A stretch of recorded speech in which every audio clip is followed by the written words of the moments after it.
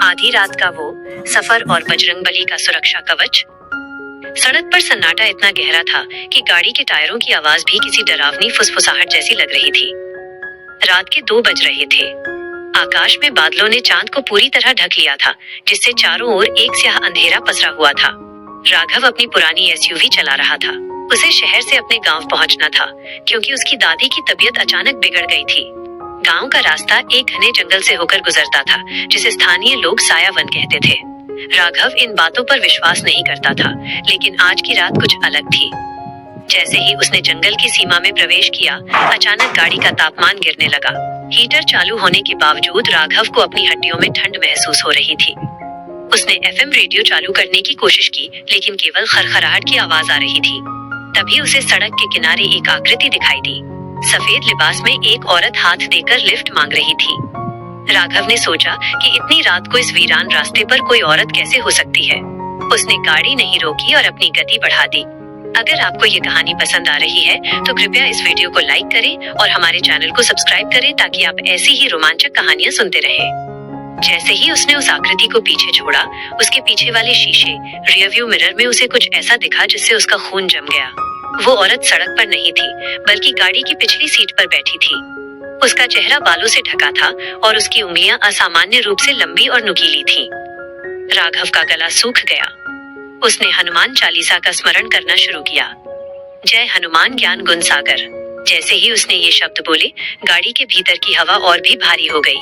वो आकृति चीखने लगी, एक ऐसी चीख जो इंसानी नहीं थी। राघव के हाथ कांप रहे थे, लेकिन उसने अपनी पकड़ स्टीयरिंग व्हील पर बनाए रखी। अचानक उसकी गाड़ी के बोनट पर एक जोरदार धमाका हुआ, जैसे किसी भारी चीज ने ऊपर से छलांग लगाई हो। राघव ने ब्रेक मारा। सामने हेडलाइट की रोशनी में उसे एक विशालकाय वानर जैसी आकृति दिखाई दी। वो कोई साधारण वानर नहीं था। उसकी आंखों से एक दैवीय तेज निकल रहा था और शरीर से सोने जैसी चमक। उस दिव्य आकृति ने गदा उठाकर हवा में लहराई।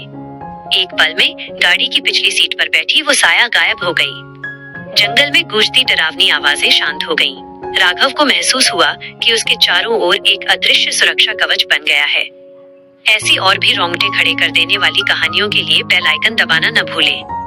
अभी सब्सक्राइब करें। राघव ने आंखें बंद की और पूरी श्रद्धा से बजरंगबली का ध्यान किया।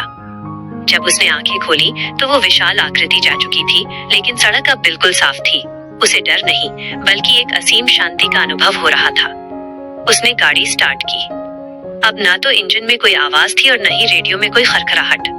पूरे रास्ते उसे ऐसा महसूस हुआ जैसे कोई अदृश्य शक्ति उसके साथ चल रही है। जब वो सुबह अपने गांव की सीमा पर पहुंचा, तो सूरज की पहली किरण ने उसका स्वागत किया। उसने देखा कि उसकी गाड़ी के पिछले दरवाजे पर जलने के निशान थे, जैसे किसी ने उसे पकड़ने की कोशिश की हो, लेकिन ठीक उसके बगल में सिंदूरी रंग का एक हाथ का छापा बना हुआ था।